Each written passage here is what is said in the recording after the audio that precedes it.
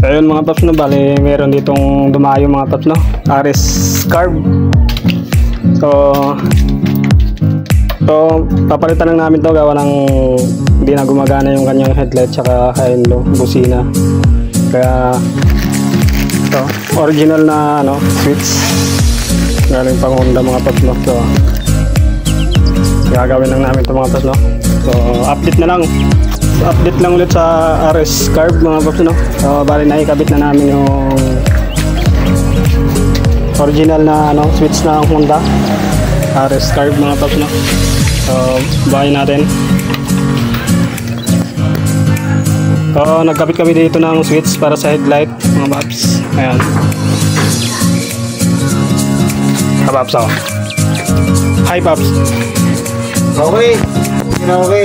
Testing mo paps yung high beam. Yun, signal light paps. Yun. Kabila paps. Yun. Busina paps. Yun.